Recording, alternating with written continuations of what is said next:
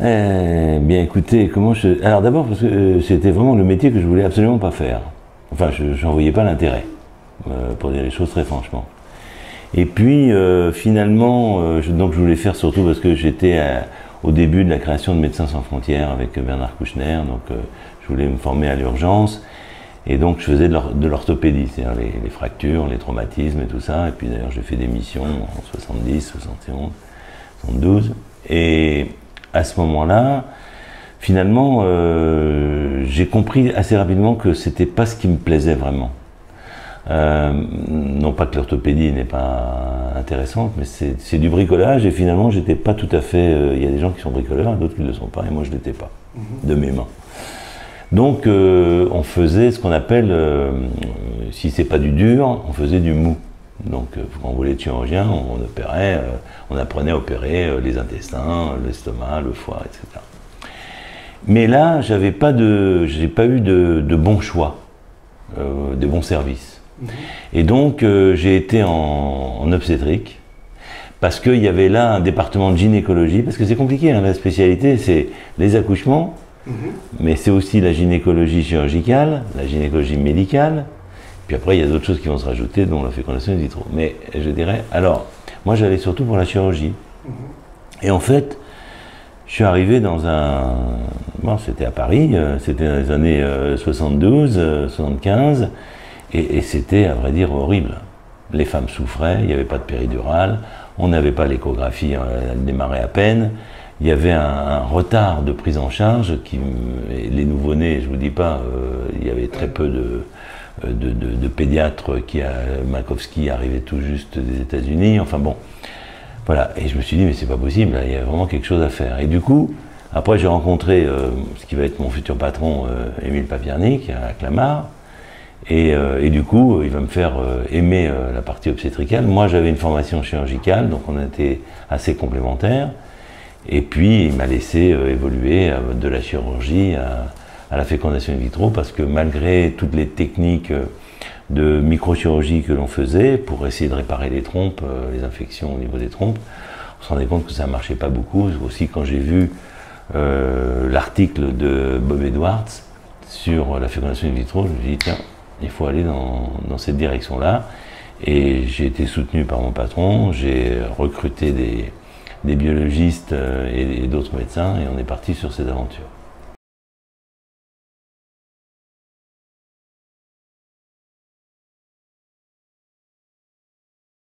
Il y avait une compétition amicale, mais une compétition quand même, c'est-à-dire parce qu'il y avait une autre équipe qui était l'équipe de Sèvres, l'équipe de Jean Cohen. Donc pas très loin en plus. Pas très loin, effectivement, au point que d'ailleurs, à un moment donné, ils avaient un problème, c'est qu'ils n'avaient pas de fécondation. Donc on le faisait en cycle naturel, donc c'était très sporadique, hein, c'est pas du tout comme aujourd'hui. Et 2-3 fois, ils n'ont pas de fécondation. Nous, on avait des fécondations, mais pas de grossesse. D'accord ? Donc on décide de faire, on reçoit les ovocytes et le sperme des gens de Sèvres, on fait le laboratoire avec Jacques Testard, fait la fécondation, et moi je vais avec Jean Cohen pour faire le transfert. La patiente est enceinte, mais elle avorte. Alors voilà, c'était en même temps un lien, on se connaissait bien, quoi. Je veux dire, bon, mais bien sûr il y a toujours une émulation, on a envie de... Bon. D'ailleurs, de fait, ils nous ont suivis peu de temps après, hein. Ils ont développé, je veux dire, mais bon, voilà, nous ça s'est passé, le hasard a fait que c'est Amandine, et qu'à partir de là, c'était une date, quoi.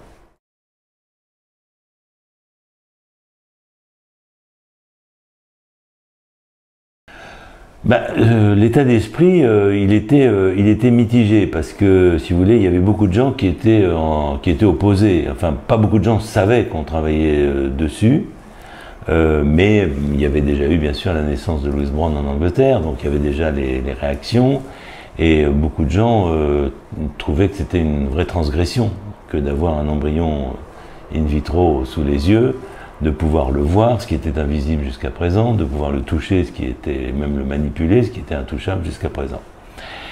Même dans le milieu scientifique, et même des gens très connus dans le milieu scientifique, qui étaient en opposition, disant qu'il fallait qu'on travaille plus chez l'animal, etc.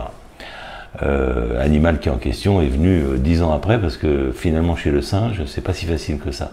la fécondation in vitro. Parce qu'il y a incontestablement. Chez la lapine, c'était en 1960, chez la vache, ça a été après, très vite, mais je dirais, voilà, il y a justement des inconnus liés aux espèces, et les singes en particulier, ça marche très mal. Voilà. Donc c'était mitigé, mais en même temps, c'était extrêmement enthousiasmant, parce qu'on avait vraiment le sentiment voilà, qu'il y avait une possibilité là qui allait quand même résoudre beaucoup de problèmes sur lesquels on passait des heures et des heures en chirurgie, où on voyait bien que les couples étaient détruits, quoi, destroyed. Bon, donc c'était un espoir, et puis évidemment, dès que ça s'est réalisé, même la première fois, ça a été quand même une espèce de boost important, et sur le plan... Alors, moi j'avais été voir Bob Edwards, hein, parce que j'étais en contact avec lui avant même la naissance de Louise Brown. J'étais déjà en contact avec lui, ce qui m'a... Donc évidemment, quand il y a eu la grossesse, ça m'a stimulé. Je suis allé en stage en Australie, qui travaillait aussi sur la question, dans les années 80-81. Et voilà. Et donc il y avait énormément de points scientifiques qui étaient passionnants, et puis de points sociologiques, humains, et culturels, et puis éthiques. Parce que en fait, ça va être... Pour nous, ça va être la naissance de l'éthique. Alors, non seulement le président Mitterrand va créer le Comité national d'éthique, mais je veux dire, c'est la première fois que de façon aussi organisée, enfin, peut-être dans d'autres domaines, comme les greffes ou des choses comme ça, mais tout ça est à peu près dans le même moment, hein. On va avoir la nécessité d'avoir une réflexion éthique et ensuite de passer de l'éthique au droit. C'est-à-dire de donner un encadrement. Et voilà, un encadrement qui en même temps doit donner des libertés, mais comme toujours, donne certains interdits.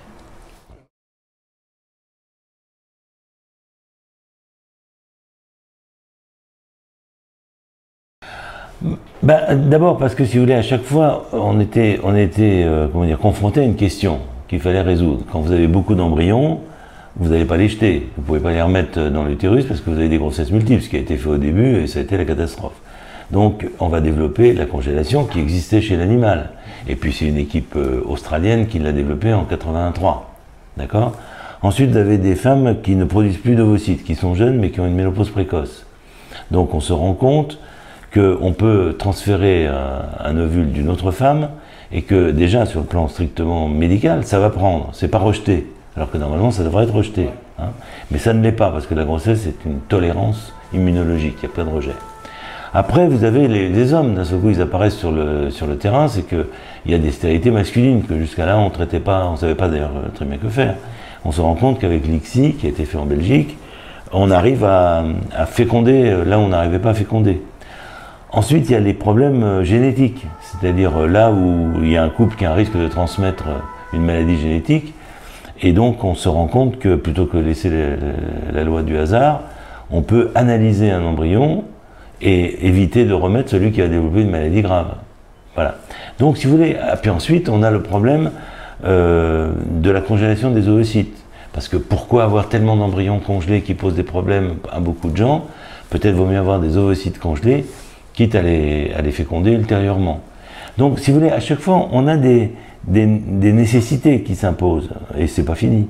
Et à partir de là, effectivement, il y a l'envie de prendre les choses à bras-le-corps, d'être soutenu par une équipe, parce que j'insiste là-dessus, c'est pas moi tout seul. Hein. Alors c'est vrai qu'on a fait beaucoup de premières, hein, la naissance d'Amandine, les premiers embryons après congélation, les premières naissances après congélation, parmi les premières ICSI, mais pas la première, le premier dioxyde préimplantatoire, la première maturation in vitro, les premières congélations d'ovocytes, le bébé du double espoir. Voilà, c'est vrai qu'on est... Et là, aujourd'hui, moi, ici, avec Jean-Marc Ayoubi à Foch, on travaille, enfin, c'est surtout lui d'ailleurs, sur un projet de greffe d'utérus. Donc, vous voyez, à chaque fois, on est confronté à des développements, à des possibilités. Et puis, effectivement, moi, j'aime bien aller de l'avant, ça c'est sûr. Écoutez, les critiques, d'abord en comprenant que des gens, ça pouvait poser un certain nombre de questions, que d'autre part, parmi les critiques, il y en avait des très bonnes, c'est que si on n'y prend pas garde, on peut aller très loin dans l'utilisation de l'autre, dans la commercialisation du corps humain, et finalement de perdre justement la relation de dignité avec les gens qui vous consultent, en les faisant participer absolument à leurs choix, et en évitant que ces choix ne se fassent au détriment d'autres personnes. Voilà. Donc, si vous voulez, c'est important. Puis après, de répondre au cas par cas, en fonction de la critique. Il y a des réponses, parce que je pense qu'il y a des attitudes qui ne sont pas justifiées, mais il y a des préoccupations dont il faut bien prendre compte, en particulier ce que je viens d'évoquer.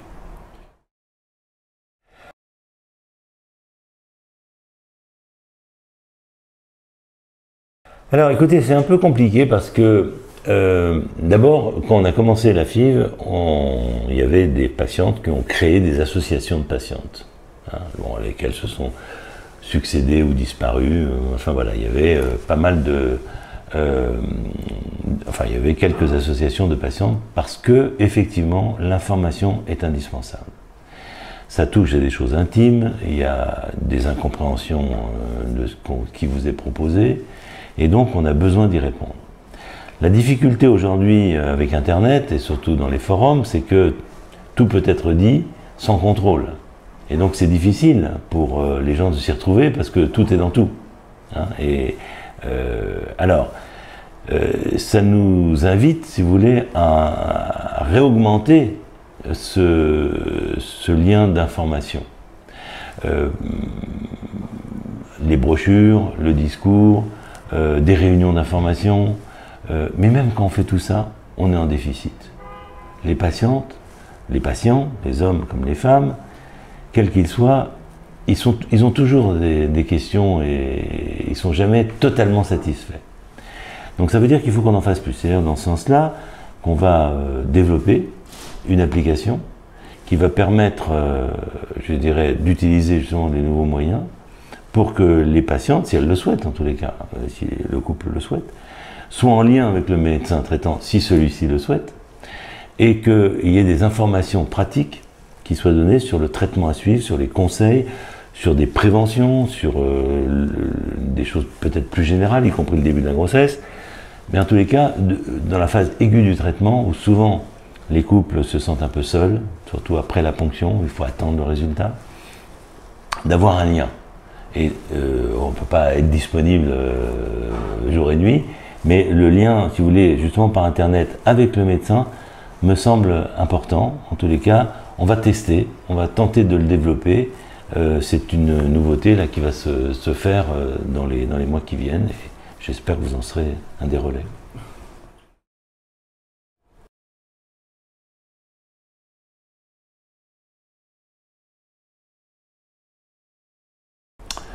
Alors, je pense que la France est un pays particulier qui est traversé par des courants idéologiques, incontestablement. Il y a bien sûr des positions religieuses ou des positions idéologiques qui limitent, si vous voulez, qui fait qu'il y a des gens qui ne sont pas du tout pour la fécondation in vitro et a fortiori pour tous les développements de la fécondation in vitro. Est-ce à dire que tout doit être fait? Tout ce qui est possible doit être fait? Je ne le pense pas. Et donc il faut à chaque fois revenir sur une question fondamentale qui est: est-ce que telle ou telle méthode peut être délétère pour quelqu'un? Pour moi, c'est la clé. Est-ce que de vouloir un enfant avec ceci, cela, c'est délétère pour l'enfant? De le programmer avec telle ou telle image? Je réponds oui. Parce qu'on prend option sur un être à venir, vous voyez ce que je veux dire? Et ça peut aller très loin dans le... Voilà. Même si c'est pas possible, rien que l'idée. Est-ce que on peut prendre de force des ovocytes d'une femme qui se fait opérer pour autre chose? Non. Certains pourraient le faire, voudraient le faire. On ne le fait pas.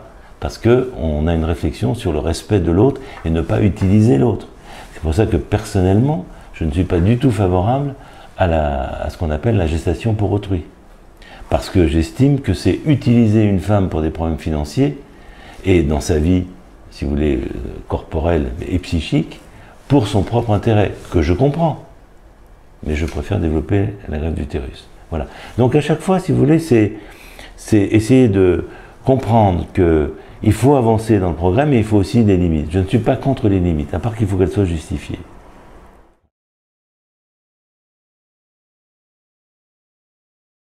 Alors, la recherche sur l'embryon a été libéralisée après une période de stoppage,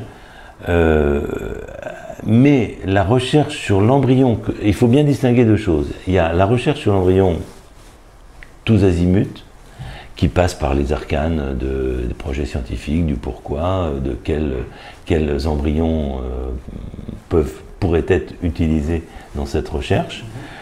Donc c'est très cadré, si vous voulez, et c'est un régime maintenant qui est d'autorisation, mais d'évaluation. Hein, c'est plus interdit avec exception comme ça l'était avant, c'est devenu autorisé, mais contrôlé. Par contre, ce qui n'est pas fait, c'est la recherche sur l'embryon qui est destinée à devenir un enfant. C'est-à-dire que toute la recherche clinique qu'on fait chez les adultes, chez les adolescents, qui méritent bien sûr des précautions, aujourd'hui n'est pas faite sur l'embryon. Si vous changez telle ou telle technique, vous ne pouvez pas le faire parce que c'est de la recherche sur l'embryon. Autrement dit, la loi dit aujourd'hui que si vous faites une recherche sur l'embryon, vous ne pouvez pas le réimplanter. Ça, c'est l'embryon qui est destiné à la recherche scientifique cognitive.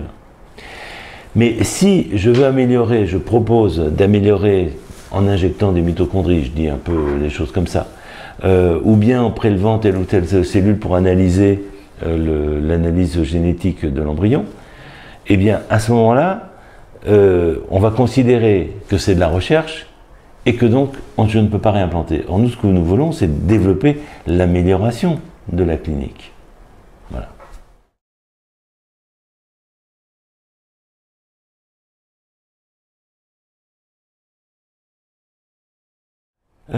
C'est un problème difficile, parce qu'effectivement, on a un accès unique en Europe de au moins 4, si ce n'est pas plus, hein, dans les faits, de tentatives remboursées. Ce qui a un effet très positif, bien sûr, mais qui a aussi un effet délétère. C'est que de plus en plus, les gens considèrent que c'est un droit, puisque c'est remboursé. Et à partir de là, dans des conditions où médicalement, c'est pas du tout souhaitable parce que la probabilité de l'échec, elle est majeure, elle est même totale quasiment, veulent quand même bénéficier de leurs droits. Et du coup, on voit bien, si vous voulez, qu'il y a une espèce d'augmentation de l'âge d'abord des patientes ayant recours à la fécondation in vitro, pour des résultats qui baissent automatiquement pour elles-mêmes. Et d'autre part, ça entraîne quand même des coûts qui ne sont pas utiles. Parce que les résultats ne vont pas être au rendez-vous. Alors, que faire? Faut-il limiter et dire que finalement, bah, écoutez, oui, les gens, pour beaucoup, après 2 tentatives, pourraient aussi participer? Faut-il qu'ils participent complètement, pas complètement, comme en Angleterre, comme en Allemagne? C'est un vrai débat. Moi, je ne serais pas complètement opposé à ce qu'il y ait une rediscussion de cela. En tous les cas, quelque chose de progressif qui implique une participation, parce que voilà, on sait très bien que, sauf certaines personnes qui sont dans la vraie difficulté et qu'on peut tout à fait identifier, hein, les gens voilà, font un choix de comment ils vont utiliser leur pécule, quoi, en un mot. Et on voit bien que lorsqu'on est obligé de passer à l'étranger pour telle ou telle pratique, finalement, il y a quand même beaucoup de gens qui y vont, hein, même si c'est pas remboursé. Ah oui, oui, donc voilà, je pense que ça n'existe nulle part dans le monde, et c'est toute une réflexion, si vous voulez, hein, qui est un peu dans le cadre de la médecine aujourd'hui. On veut effectivement que le rapport médecin-patient change, ce qu'il a changé, il est en train de changer, peut-être pas suffisamment. Peut-être que les rapports de participation, y compris financière, doivent être aussi revus au bout d'un certain temps. Je ne dis pas qu'il ne faut pas envisager, je dirais, 2 tentatives, voire 3, pris enfin 2 ans d'IVA à 100%, 3e à 80%, 4e à 60%, tout ça me semble pas totalement ridicule. Alors justement.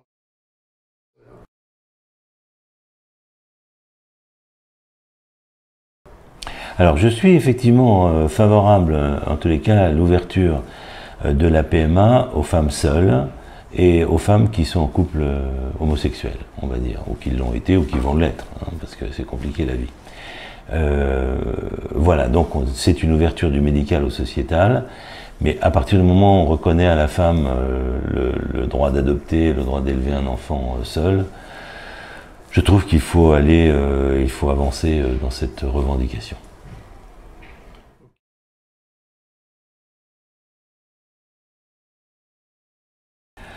Alors, je pense que si vous voulez, on va regarder ce qui se passe un peu dans d'autres pays. Par exemple, aux USA, où vous avez en temps réel pour chaque centre leur taux de succès par âge, voire par indication. Les grands facteurs sont effectivement l'âge des femmes, qui impacte complètement les résultats. Et donc c'est au moins la première chose qu'il faut donner et qu'il faut suivre. Parce que un centre qui a qu'une population jeune qui freine le recrutement des patientes âgées, ou inversement qui accepte toutes les patientes âgées, ne peut pas avoir les mêmes résultats. Donc il faut avoir une espèce de, si vous voulez, de cadre comparable. Voilà, donc ça on peut définir d'ailleurs plusieurs, hein, puis ensuite comparable. Ce qui est intéressant, c'est que on voit que de toute façon, quelles que soient les modalités, il y a des différences. Il y a des différences entre un peloton de tête et un peloton de queue. Et il faut essayer d'analyser pourquoi. Il ne s'agit pas de jeter l'opprobre, il s'agit de comprendre. Et je pense que la première des choses, si vous voulez, c'est que le matériel n'est pas forcément à la hauteur des espérances, des nécessités, plus que des espérances. La disponibilité du personnel consacré à la reproduction n'est peut-être pas optimum. Les gens font trop de choses, d'autres choses, voire les biologistes, beaucoup de bureaucratie, voire les médecins, d'autres phénomènes que la reproduction, mais courent un peu entre les gardes et tout ça. Voilà, donc ça mérite, si vous voulez, d'observer et de voir qu'est-ce qu'on peut faire pour améliorer. Voilà, c'est ça l'intérêt, c'est pour ça que personnellement j'ai toujours été, et je me suis battu, pour la transparence des résultats, qui ne peuvent être qu'un ressort d'amélioration et d'écouter les patients et les patientes, ce qu'ils disent, non seulement sur le fond, mais ça ils sont moins responsables, mais encore faut-il qu'ils soient au courant. Mais ça c'est général en médecine, hein, de même que vous devez avoir dans un service combien il y a de taux de césarienne, combien il y a de reprises chirurgicales, enfin bon, c'est ça la démocratie sanitaire à mes yeux. Donc, il faut que les patients aient l'information et aussi qu'on essaye de voir pourquoi c'est comme ça. Globalement, c'est vrai que les résultats français ont l'air d'être en deçà des résultats européens.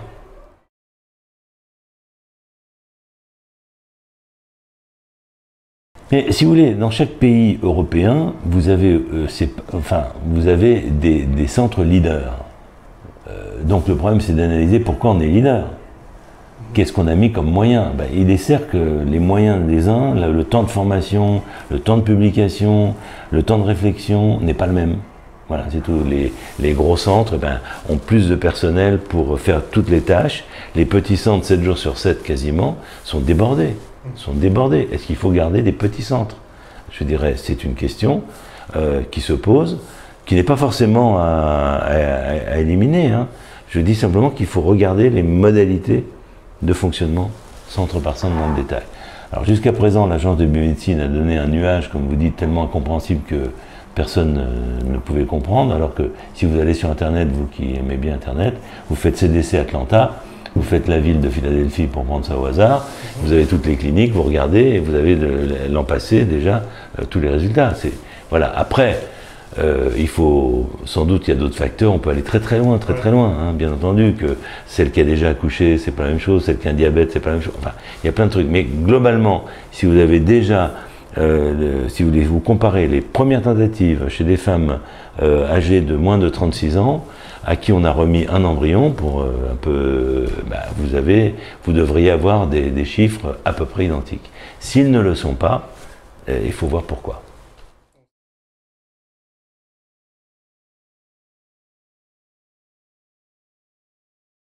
Clairement non. Parce que je pense que, si vous voulez, c'est une... Enfin, mais à mon sens, hein, je suis prêt à tout observer, mais je pense que la femme qui donne, elle donne. Elle n'est pas du tout dans un autre projet. La femme qui conserve pour elle-même, elle conserve pour elle-même. Elle est dans un autre projet. Elle pourra donner si elle n'utilise pas ses ovocytes, mais faire les deux en même temps me semble complexe. Et pas salutaire. Pourquoi? Parce que si vous donnez que la moitié de vos ovocytes, vous donnez pas grand-chose pour vous-même, vous diminuez votre chance à vous de conserver, et vous diminuez les chances de donner efficacement.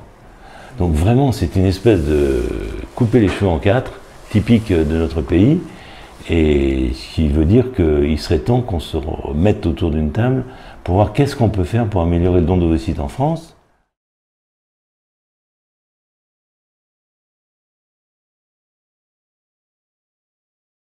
Il y a eu un relevé des cliniques espagnoles disant combien il y avait plusieurs milliers de patientes françaises qui venaient les consulter.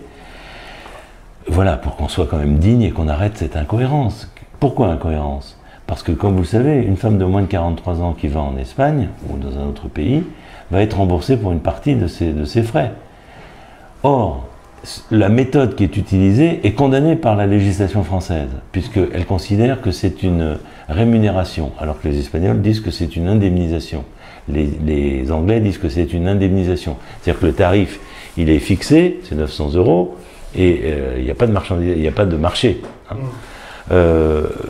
Donc, la sécurité sociale française va accepter de rembourser pour une méthode qu'elle-même n'accepterait pas qu'elle soit faite en France. Donc, voilà, il y a quelque chose qui ne va pas.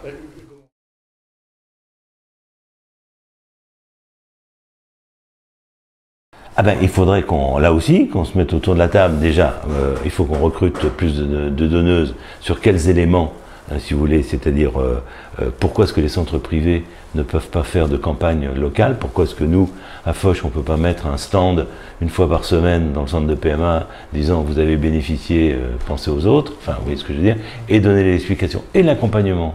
Parce que les campagnes nationales que fait l'ABM, mais c'est pipeau. Comment vous voulez, à chaque fois il y a un peu plus de téléphone les 3 jours après, puis après ça retombe. Si vous voulez donner, c'est aussi intime que ça, vous téléphonez pas de façon anonyme.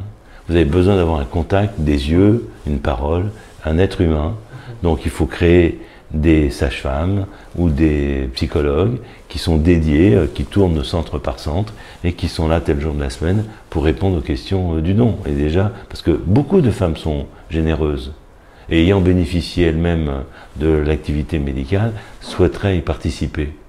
Mais je dirais, aujourd'hui, c'est très mal fait. Sans parler de l'indemnisation qui n'existe pas. Et qu'il faudrait au moins, non pas fixer une rémunération qui rentre dans le marché, à une indemnisation, parce que quand même, donner des ovocytes, c'est pas n'importe quoi.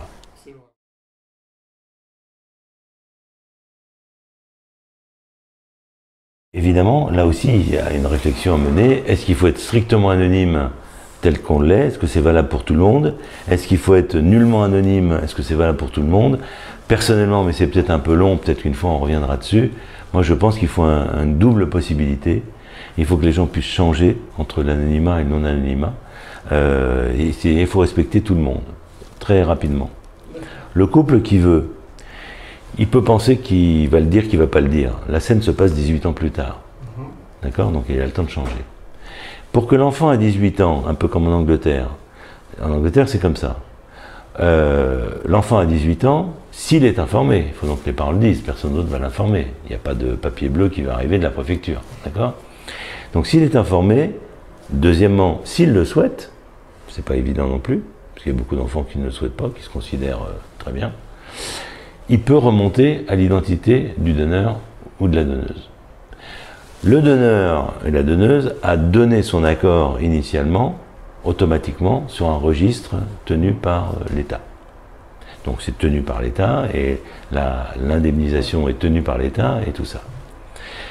Moi, ce que je pense, si vous voulez, c'est que même si au début le donneur a donné son accord, je pense qu'au fil des ans, pour des raisons familiales, pour des raisons personnelles, il peut changer d'avis.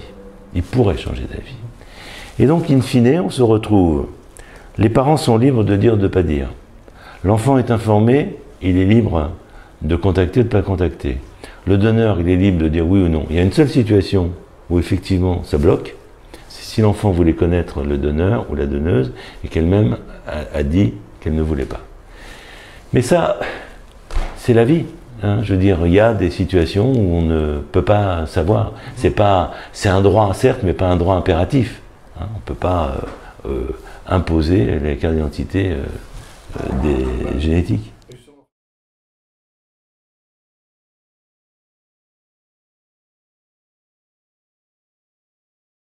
On est confronté à un problème, c'est que si vous voulez, 60% des embryons qu'on remet ne sont pas destinés à donner des bébés, au moins. 60% à 70% des embryons, d'accord? La plupart parce qu'ils ont des anomalies chromosomiques, d'autres parce qu'ils ont un trouble du métabolisme de leur développement. Ils ont le nombre de chromosomes normal, mais ils n'ont pas l'équipement nécessaire de se développer. Aujourd'hui, on sait analyser correctement les chromosomes. On ne sait pas analyser bien, mais ça va peut-être venir, le développement. D'accord.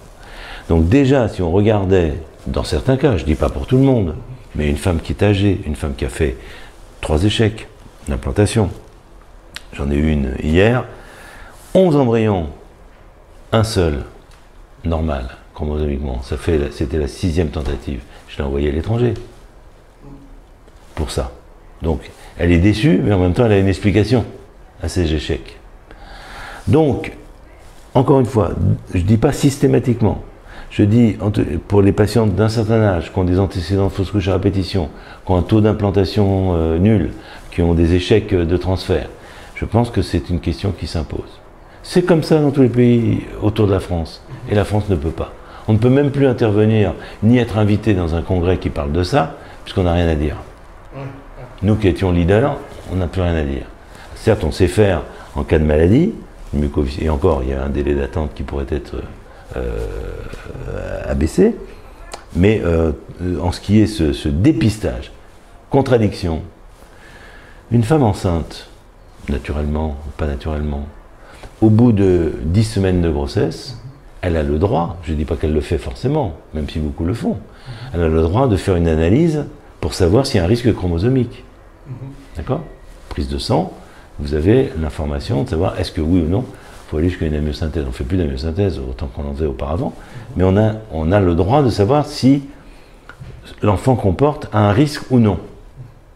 Pourquoi est-ce qu'on n'a pas le droit de savoir si l'embryon que l'on va porter a un risque ou non? Pourquoi cette différence de 3 mois? Donc ça ne tient pas la route. Voilà. Qu'après, il y ait des problèmes, qui finance, qui va faire, enfin tout ça, oui, mais enfin les autres pays l'ont bien résolu. Donc il faut qu'on s'y mette.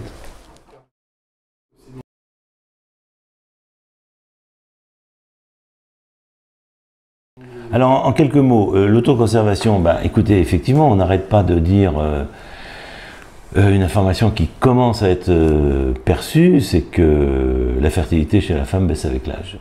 Donc, que faire quand vous avez 33, 34 ans, vous n'avez pas de prince charmant, vous avez un autre projet de vie, et que vous entendez ça à la radio ou sur votre site, par le bon professeur Friedman. Hein, qu'est-ce que vous faites? Soit vous trouvez effectivement le prince charmant tout de suite, soit vous l'avez et vous passez sous la couette, parce que vous voyez que ça va baisser, soit vous conservez. Alors, c'est pas la panacée, il ne faut pas dire vous conservez, vous n'avez pas de problème, vous serez enceinte quelques années plus tard. Ça pose un certain nombre de questions. Mais pourquoi l'interdire? Sur quel argument de fond? Alors que si je vous fais une ordonnance, en disant monsieur, vous pouvez aller vous allez dans un laboratoire privé, vous faites un spermogramme et vous faites une congélation de spermatozoïdes. Vous faites les paillettes. Il n'y a pas d'interdiction. Vous voyez ce que je veux dire? Il vous faut une ordonnance, mais rien ne vous interdit de le faire.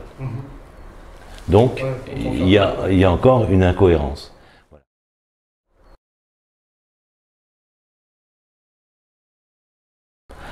Parce que je pense, si vous voulez, que pour tous ces problèmes que je viens de citer, il faut effectivement une remise à plat et une rediscussion. Je pense que les professionnels doivent y participer. C'est d'ailleurs pour ça qu'ils vont, dans peu de temps, signer un manifeste que vous aurez sur votre site, pour que justement ces questions d'incohérence dans notre système soient levées. Et nous espérons effectivement que un certain nombre de patientes et de patients soutiendront cette action pour évoluer dans des limites éthiques jusqu'à ne pas utiliser la commercialisation ni le corps de quelqu'un d'autre à ses propres fins. Mais il y a suffisamment de quoi faire déjà dans ce domaine. Et puis il y a un point qui me semble intéressant, qui n'a pas été pris suffisamment en compte aujourd'hui, c'est la prévention. Parce que pourquoi est-ce qu'on se trouve face à des couples infertiles? Et on n'a pas mis suffisamment l'accent sur les problèmes d'obésité, les problèmes d'alimentation, les problèmes de tabac, les problèmes de polluants, tout ce qui est l'hygiène de vie, qui doit être fait en amont chez les jeunes, déjà, ou les moins jeunes, mais avant qu'on passe au traitement médical, une préparation par rapport à ces traitements lourds de l'infertilité et qui des fois suffisent.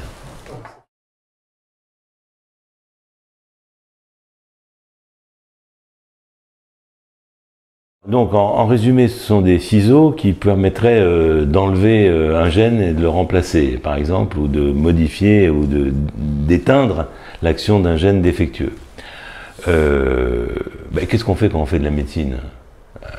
Quand on donne des antibiotiques, on tue les agresseurs. Quand il y a, si vous voulez, une défectuosité parce que ça aboutit à des maladies dramatiques, comme la mucoviscidose, des troubles oculaires et tout ça, on se dit, mais après tout, plutôt que de remplacer, que de faire appel à un don, justement, peut-être on peut traiter. Et traiter l'âge adulte, traiter l'enfant, pourquoi pas traiter l'embryon. Alors, une fois qu'on a posé ça, il faut savoir ce qu'on fait. Et pour l'instant, on ne sait pas. C'est-à-dire que, est-ce qu'il va y avoir des côtés aléatoires? Mais regardez par exemple l'expérience de thérapie génique des bébés bulles. C'est très intéressant. Puisque vous savez qu'il y a des enfants qui naissent sans aucune défense immunitaire. On a donc proposé à ces enfants, du fait d'un trouble de la formation des globules du sang, de faire une greffe de moelle dans laquelle on injectait, pour remplacer, si vous voulez, leur greffe de moelle. Ça, c'est une solution. Et la deuxième, c'est d'injecter un vecteur par un virus qui permet de modifier leur gène et donc de ne plus avoir cette infection. Il y a eu des complications dans un premier temps, puisqu'il y a eu, sur les 20 enfants, je crois qu'il y a eu 4 leucémies, 3 traités, mais un enfant qui est décédé. On a progressé. Les équipes ont mis 10 ans de réflexion, pourquoi ça s'est passé comme ça, qu'est-ce qu'on peut faire à tout ça. La nouvelle vague de traitement de thérapie génique fonctionne, sans complications. Donc, je pense, si vous voulez, qu'il faut avoir en tête, bien sûr, qu'on ne maîtrise pas tout et qu'il y a des dangers.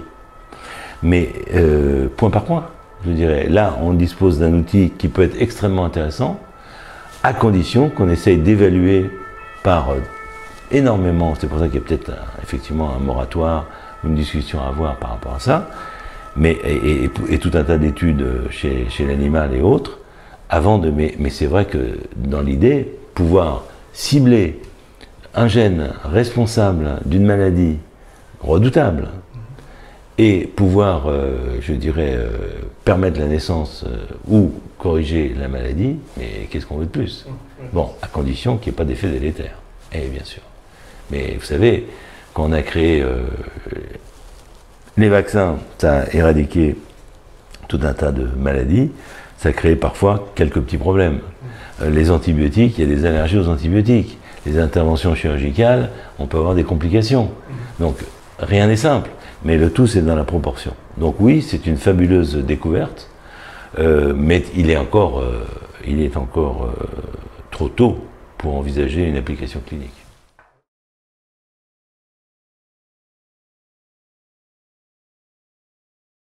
En routine, écoutez, je pense en tout cas dans les 2 ans qui viennent, il devrait y avoir des progrès. C'est tout ce que je peux dire parce que l'équipe, juste pour information, l'équipe suédoise a fait 9 transferts d'utérus, 7 ont tenu, 2 n'ont pas tenu. Sur les 7, il y a eu 6 transferts d'embryons dans les utérus, il y a 5 enfants qui sont nés et une grossesse en cours. Voilà. Après, tout s'évalue, tout se mesure.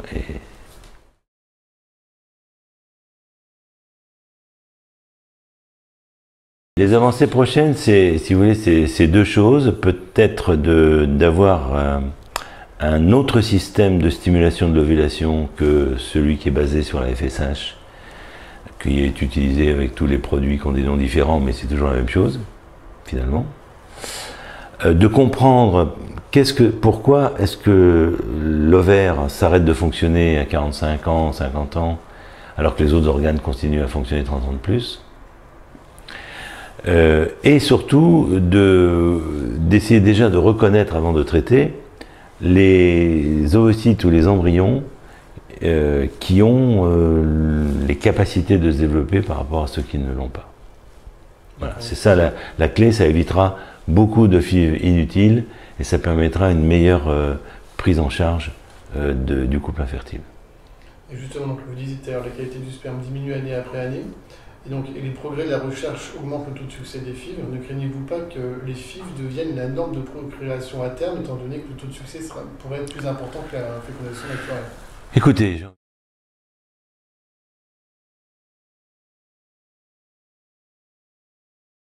j'ai envie de dire que la FIV, malgré tous ses progrès, reste quelque chose qui n'est pas très agréable. Et qu'il est beaucoup plus agréable quand on le peut de faire un enfant naturellement sous la couette. Donc ça rassure. Même à 50 ans, vous ne pensez pas que ça... Après, si vous voulez, quand vous êtes extra limite, c'est-à-dire qu'il y a des règles à appliquer, de réfléchir. C'est-à-dire, est-ce qu'on décide, et je pense personnellement que c'est une bonne chose, qu'il y a un âge pour être mère, un âge pour être grand-mère. Donc c'est pour ça qu'on voit bien, si vous voulez, qu'il y a les développements de ce qui est possible, mais est-ce que tout ce qui est possible doit être fait, ou est-ce qu'il y a d'autres règles que la possibilité technique, qui sont la réflexion éthique de qu'est-ce qu'on veut comme société, qu'est-ce qu'on veut comme individu dans la société, et de quelle façon vont-ils être élevés par leurs parents, s'ils ont des parents. Parce que vous n'avez pas parlé des gamètes artificiels, des utérus artificiels. Enfin, vous voyez, il y a encore des films de science-fiction à faire. Mais ce sera pour la prochaine fois.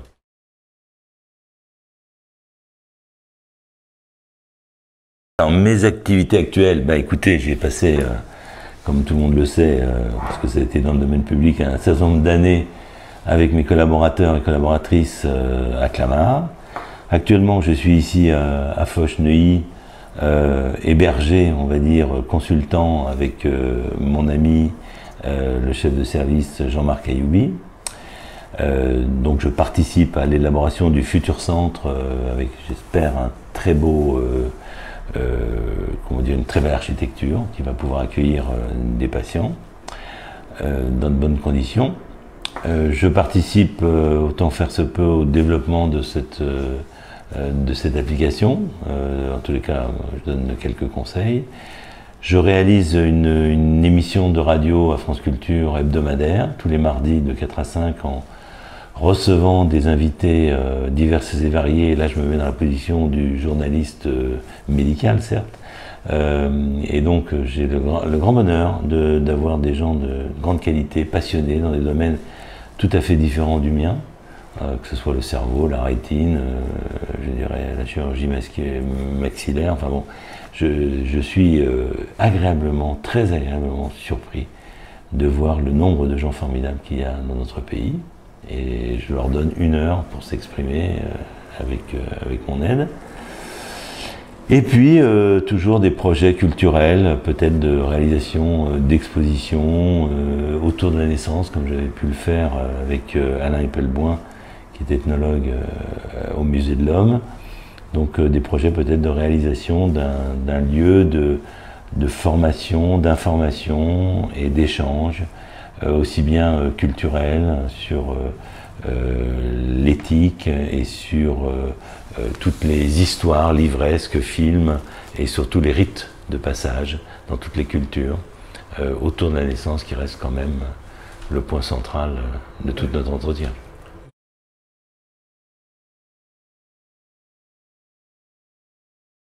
Oh, ben d'abord, je suis pas le seul, hein, je veux dire, avoir ce secret. Non, je pense que justement, quand je vois, si vous voulez, tous ces médecins, en tous les cas, dans le domaine de la médecine, hein, que j'invite à France Culture, voilà, il faut avoir la passion. Et quand on a la passion, ben, je veux dire, on est pris, on rencontre d'autres gens qui font un bout de chemin avec vous, pas forcément toute la route, mais au moins un bout de chemin. Et voilà, et ça vous tient, quoi. Ça vous tient parce qu'il y a une demande, parce qu'il y a une souffrance, et parce que votre rôle de médecin, c'est d'essayer de réagir, et aussi bien en France que dans le monde.